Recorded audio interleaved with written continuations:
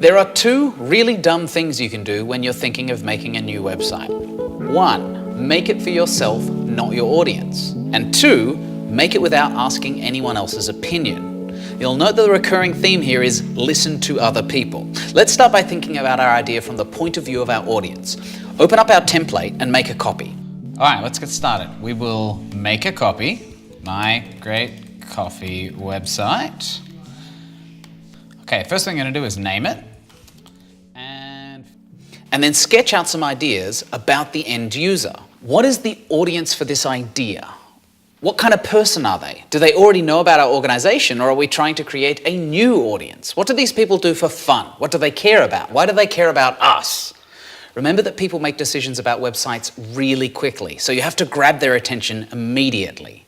You can do anything, but you can't do everything. So pick something small and figure out how to make that one thing truly special. Okay, let's say that we're making a site to launch a new fair trade coffee brand. Now, unless we are Nestle and already have solidified trade deals with all of the major supermarkets, we're going to be a niche brand. So let's act like one. Focus on the smallest, most achievable version of your idea you can, and then think about what a perfect audience for that looks like. I like to imagine that perfect customer physically walking through the door. What are they wearing? Do they say "G'day" or "Good afternoon"? Do they drive a car or ride a push bike? What do they complain about after a couple of glasses of wine? So in our example, we're launching a fair trade coffee brand. If we're caring about our audience and our audience cares about coffee, we would ask ourselves, where do they hang out when they drink it? What do they hate when it's prepared badly? What makes them go from bored voyeur to passionate advocate about coffee? We'll just take a guess and write something down in the document.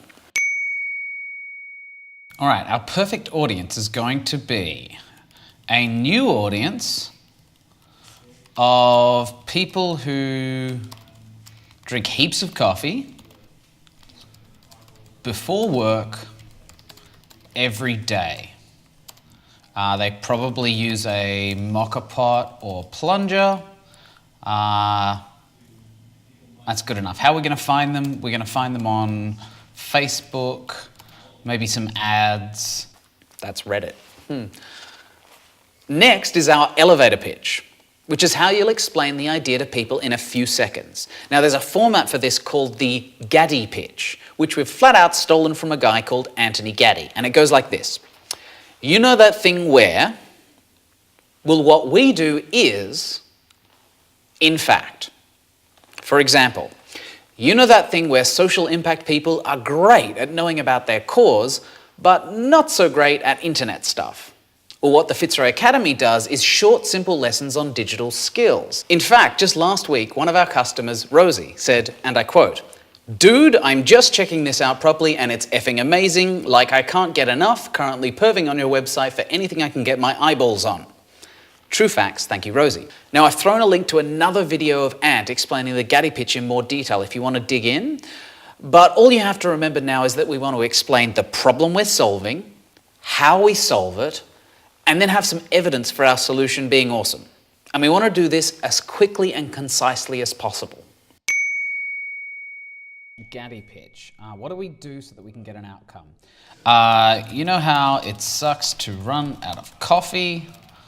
Well, we bring you ground coffee in 30 minutes within the CBD. In fact, you can buy it now for tomorrow morning's coffee. Once you've got your elevator pitch down, you might want to explain what your idea does practically. So in my idea, we're selling coffee. But how does it physically work for the audience? Are we selling it via a monthly subscription or at a physical location? How does it work? Don't be scared to do this in a conversational, action-driven dot point format like this. 1, you tell us what kind of coffee you like and where you like to drink it. 2, we grind your coffee that morning and deliver it to you. 3, if it's your first delivery, we'll give you a free AeroPress so that you can make it. 4, have a great time drinking coffee. Whatever your idea, explain how it practically works so that customers know what process they're getting involved in.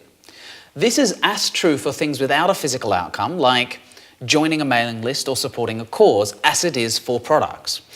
Say we're launching a campaign about coffee grower rights. We can still explain what we're planning to physically do. 1, you sign up to our mailing list. 2, we go away and build a campaign targeting key political figures. 3, we'll email you once every few weeks with ways that you can support the cause. It's the same deal, right? But we're giving the audience an insight into the experience that they're opting into. What does it do step by step? Now, I've done this before. So it starts with the user saying what kind of coffee they want. We grind it and deliver it. And if it's their first delivery, they apparently get a free AeroPress to make it. Maybe we can factor that into some kind of subscription. And then you have a great time drinking coffee. Cool. Next, we get to tell people our story. Now, people abuse the term storytelling to describe any series of sentences roughly thrown together with a start, middle, and end, but you're smarter than that, aren't you? You're not going to fall into the trap of story selling.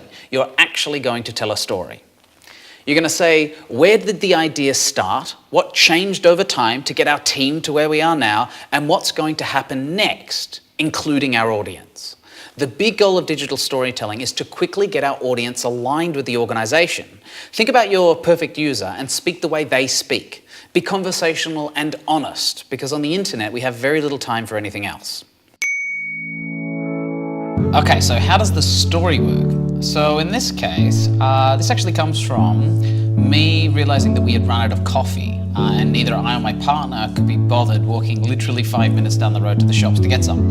And so not making coffee in the morning is going to make us sad. This is where the idea came from, and etc, etc, etc. This is a fake idea, so I can't make up a story, but you get the idea. Yeah!